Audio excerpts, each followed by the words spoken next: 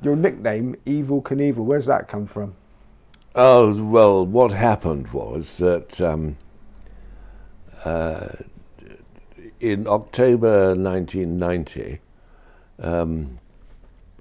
I alighted upon Maxwell Communication Corporation, ticker code MWC, not MCC, a reputable organisation, relatively speaking. But anyway, I went through the accounts assisted by a friend, and it was quite obvious that there were very considerable questions to ask about Maxwell. And funnily enough, I lived with him, so to speak, for many years previously, because I was brought up in Oxford, and Maxwell had rather a grand house up in Headington. Do you know Oxford at all? I don't know. Well, there was Headington Hill, and off Headington Hill was Headington Hall, where he would take his helicopter and so on. And he was said to go round shaving himself as he drove his Bentley or his roller or whatever it was, and that was described as disgraceful. I must say, if you're in a hurry, I don't see why you shouldn't shave yourself as you're driving along. But anyway, that was what was said then. I don't know what people would say now.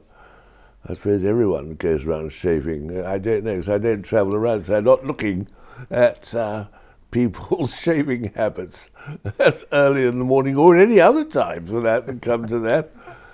But anyway, I had had it pointed out to me when I had no means of arguing back that Maxwell was the most frightful shit. And I'm sure he was, and there's no doubt in my mind about that. And so, if you like, I was predisposed to think that there was something wrong with this chap. And of course, he really was a bad one. He had built up Maxwell Communication Corporation, but he was an out-and-out fraudster. I mean, his whole life was given over to fraud.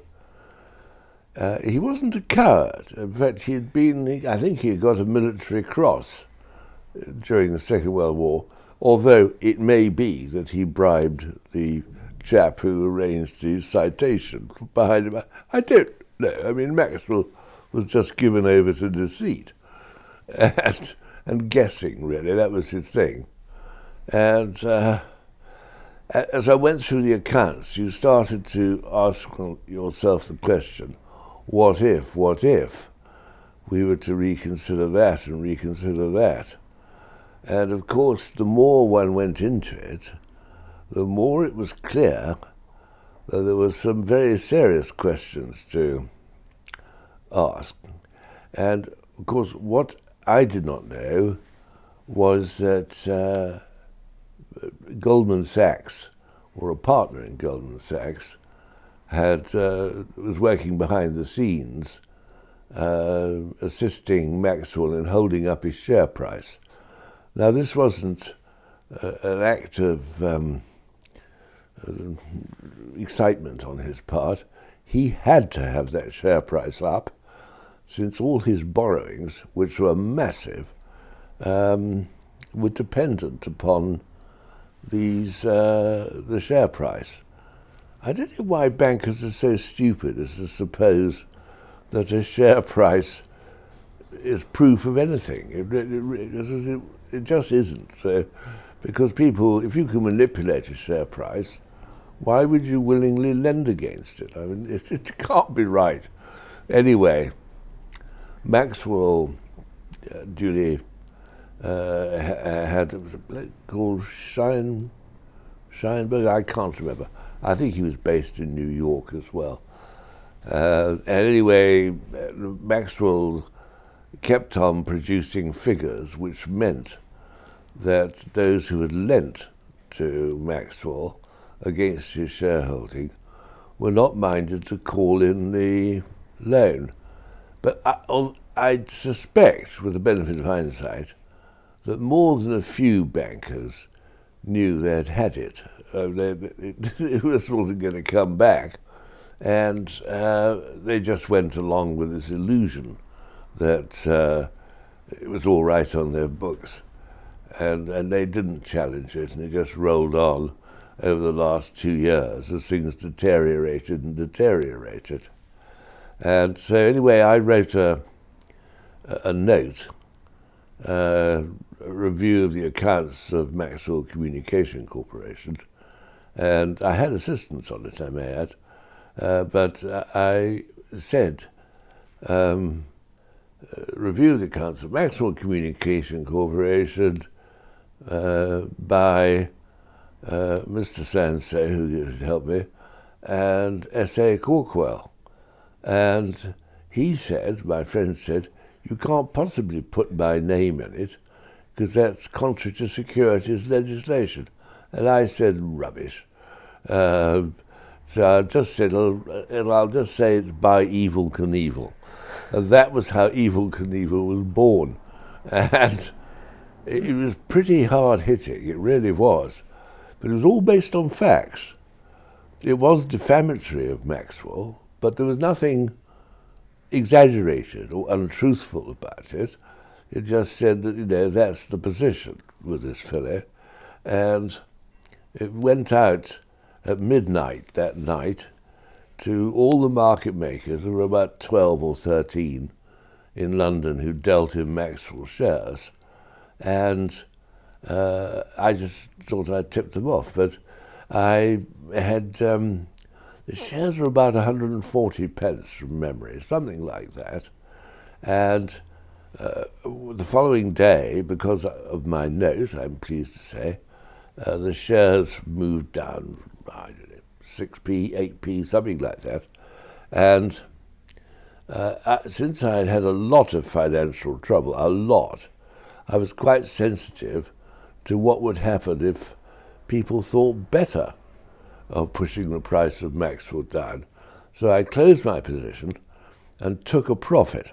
It wasn't much, it was about, from memory, it was about £4,000, something like that. But I don't object to taking a profit of £4,000. It's all good stuff.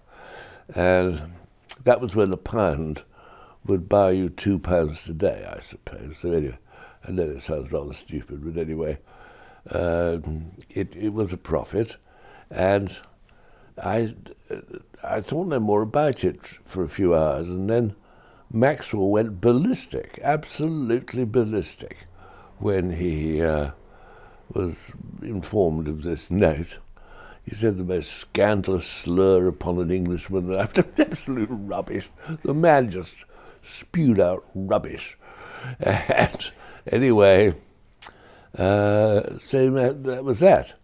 And then a few days later, the Sunday Times, I think it was, asked me, is there a Mr. Big behind the declining share price of Maxwell? Well, there isn't really. It's just a market that people either sell or they buy, and if it settles lower, then the pressure has been downward selling. But the fact is that I was then 20 stone, which I now recognise was a flyweight. But anyway, the result was that, I said yes. Of course, the moment I said yes, this immediately asked the question, who is he? What's his name? And I said, well, since I had given birth to Evel Knievel, I would say, yes, he's called Evel Knievel. And the result was that so this name was born. It was just a joke, heavens. Anyway, the fact is that as the weeks went by, every single bear raid in London was attributed to me, sometimes because I had expressed a view about various stocks, but often it was expressed by people who tried to show that it was not they who were circulating rumours, false or otherwise, about his stock, and there was that fellow Neville who was giving the trouble. Indeed, not that I invite you at this moment to do so, but you'll find various newspaper cuttings on the wall here, which that's why I put you in here, the picture gallery, to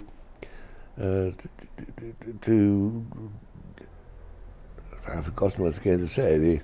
The name got around, and then one day Michael Walters, the Daily Mail, asked me whether I was responsible for bashing the share price of Selfridges, or it was Sears Group then, wasn't it? So long ago now.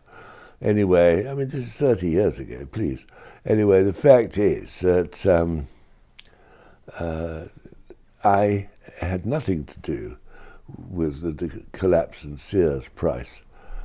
And so the following day I was a bit surprised to read in the Daily Mail the real Evel Knievel's had nothing to do with him. And then I realized I had given birth to a character which clearly had a bit further to run. And by that time, whenever I ring up brokers, I had a huge number of contacts in broking, one description or another. In those days, one would go straight through to a lady who combined the function of telephonist and receptionist. That was normally the case, and people didn't have their own direct telephone. That was the style of it. But so the lady in question would say, who shall I say is speaking? Just say evil. And evil is a very powerful word in some people's minds. And as a result, it gave a sort of shudder, I think, to the young ladies in question who had not been exposed to the idea of someone calling himself evil. Anyway, it didn't matter. It just assisted the legend of Neville, and now I've got it. I mean, I don't mind. It's a bit of fun, but the fact is that's how the name gained currency, and it was good fun too.